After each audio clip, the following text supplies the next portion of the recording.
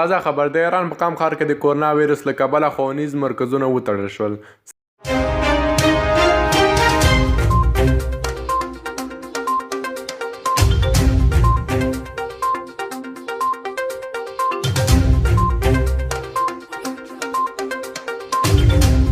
سلامونه ګران دوستانو، بیا هم ویډیو ته په خیر راغلاست. که چینل هم نه یې سبسکرایب کړی چینل ته سبسکرایب کړئ او ویډیو تر پایه پورې ویډیو سره لایک کړئ.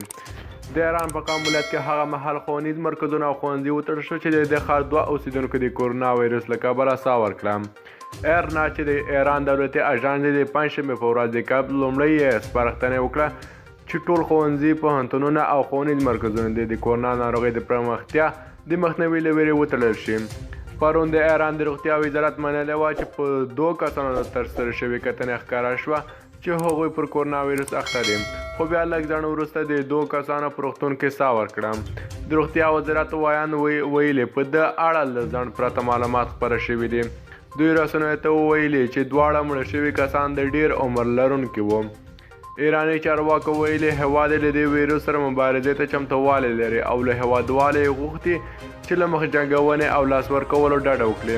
تر دې دمه له چین څخه بهر څو کسانو خپل خوږ ژوند پر دغه ویروس له اخته کېدو وروسته لاسته ورکړی ده. د یادونه ده چې له دې ویروس سره د 2019 کال دسمبر په وروستیو کې لومړی د چین د وهان ښار اوسېدونکي مخ شول چې تر دې دمې له 2000 ډېر کسان مړ کړي او په نوره نړۍ کې 15,000 کسان پرې اخته شوي دي.